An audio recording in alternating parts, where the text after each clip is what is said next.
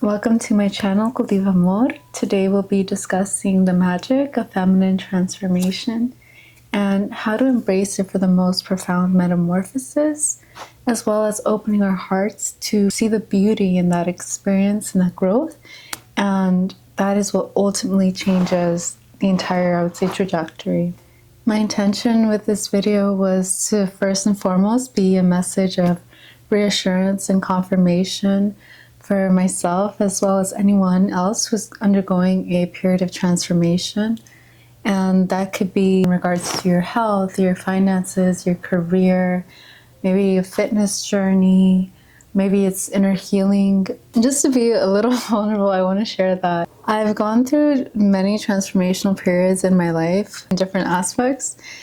But this one, as far as like content creation and building my brand, is different because it's so public and it's not something that I have the luxury to grow in privately. It requires a lot more courage and conviction, and so that's what inspired me to create this, is to remind myself and anyone else what you're designed to, I would say, fulfill. Because it can be uncomfortable. Growth can have its uncomfortable moments, but it is still beautiful in every season. So first, I would really love to affirm within you and myself that we are beautiful at every season of our growth. To further nurture and inspire you through your season of growth, I created this beautiful phone screen wallpaper that you can download for free on my website, cultivamor.com. It lists 6 curated affirmations to help affirm you again through your season of growth each time you open your phone. It is currently my lock screen, and this is what it looks like. While you're there, I do invite you to check out my other physical and digital offerings. I'll leave the link in the description. Think of the blossoming of a rose or the metamorphosis of a butterfly and how it was encoded with that, I would say, miraculous natural impulse. And know that that same beautiful encoding is within you, is part of the feminine nature. I feel like when we start to stray away from this truth is when we resist it and we're trying to forcefully align ourselves to a timeline, or I would even say a look.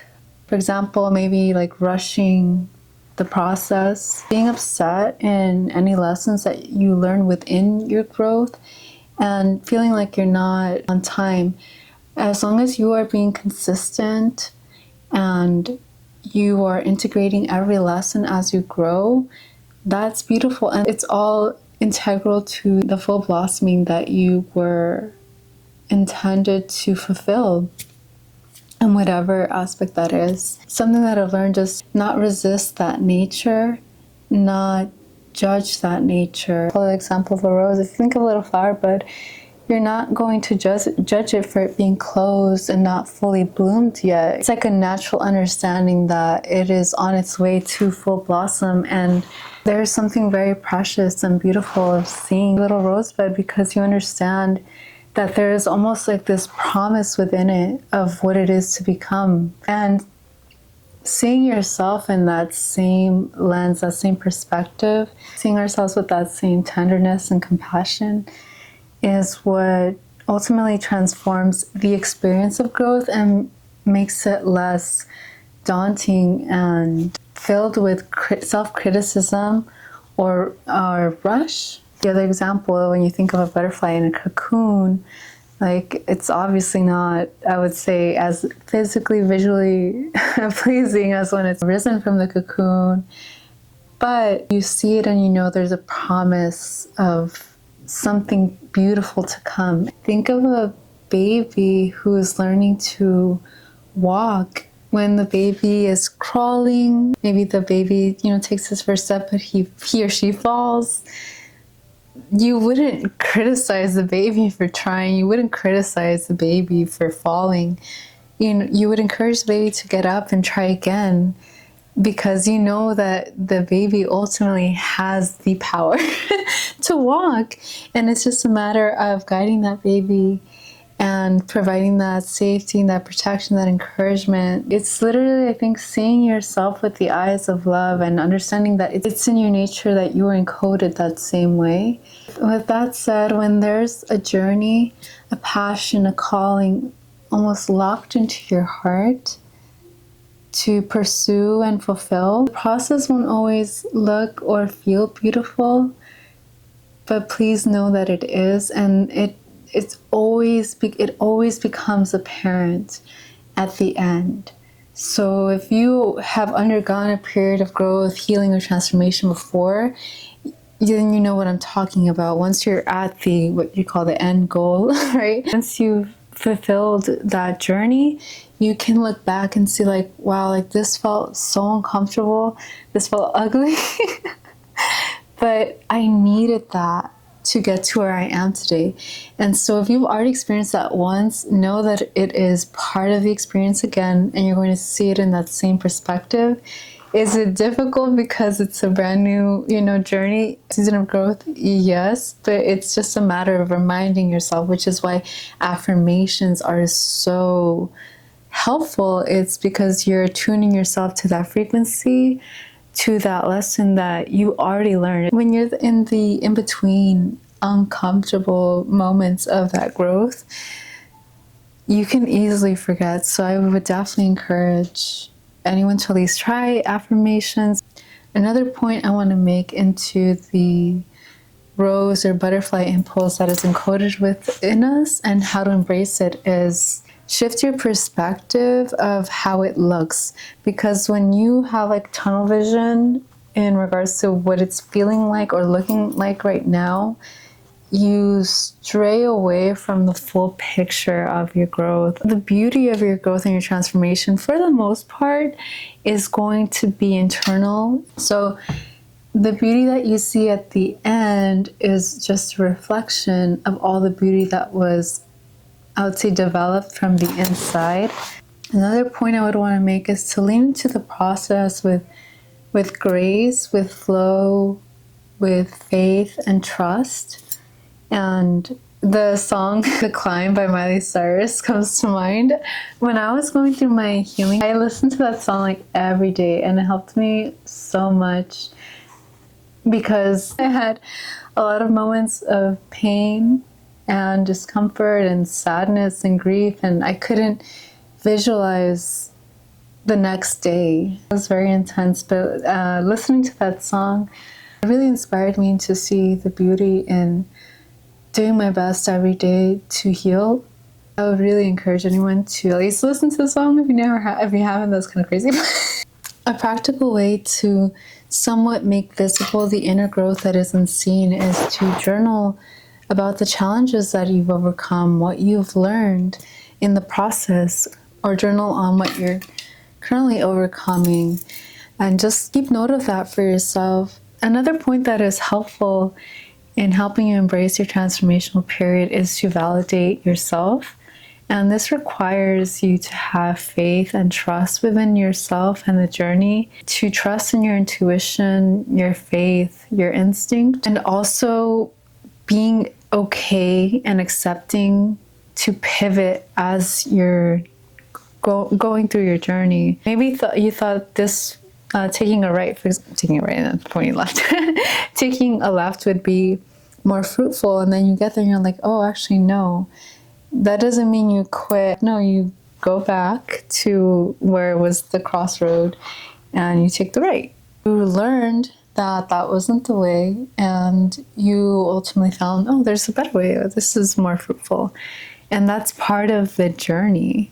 Have that encouragement and conviction in your journey for yourself. And if you have a relationship with God, I think if you have a relationship with God, like that journey is, I think that it really deepens the beauty of the journey. But again, I'm understanding that not everyone does. I'm just speaking on my experience. I'm just noting the importance of having that conviction and faith and trust and instinct for yourself, and that you're not dependent on outer validation, because then your growth is not on steady foundation. It's dependent on what other people say.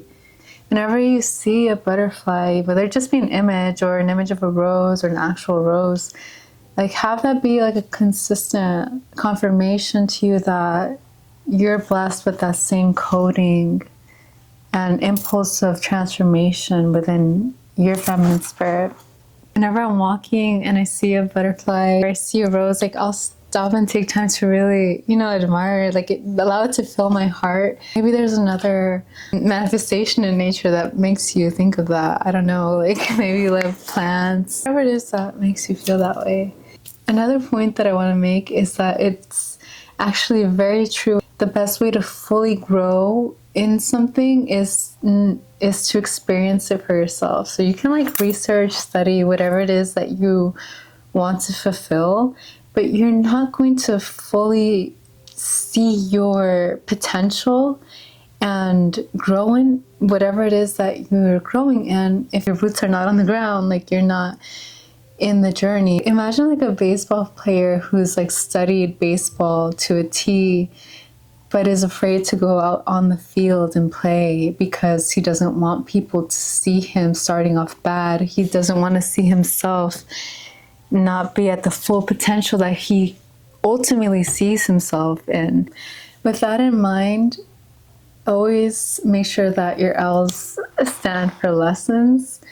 As long as you always integrate what you're learning from something that is a perceived mistake or quote unquote loss, it's a catalyst to your growth. Don't allow those moments of loss to completely discourage you from moving forward. Like take the lesson and keep going. You're going to be better for it. And seeing them with also a sense of humor helps a lot. Not to say you should be like roasting or clowning yourself, but once you learned it, like, yeah, like it's okay to have a lighthearted perspective on it. And I shared a reel on that on my Instagram page where I actually recorded this video previously and I couldn't upload it because I didn't do a mic check. And the video I worked so hard on.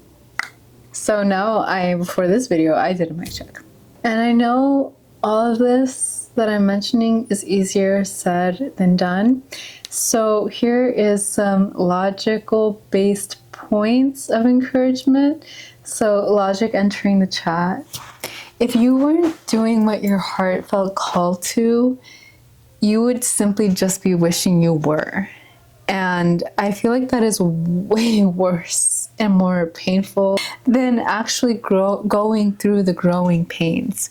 So, for example, if I wasn't going through this uncomfortable moment of growing in content creation and my business brand, I would literally just be yearning and wishing that I was doing that. Like I would be fantasizing about it. Everyone here on earth has certain callings in their heart, and we're blessed with the life and time to fulfill it in the short time we are here on earth. Maybe this is a little dark, but I wouldn't want to live out my last moments here on earth wondering, wishing, or being in regret that I didn't fulfill what I wanted to on earth. Another logical based point of encouragement is that time is gonna pass by anyway. I've like all of my 20s, I've been saying this, might as well take the time to cultivate something you truly desire, that it's there at some point in your life. Kind of like growing a tree, you'll have the fruit in the future. You just have to plant it now and cultivate it along the way.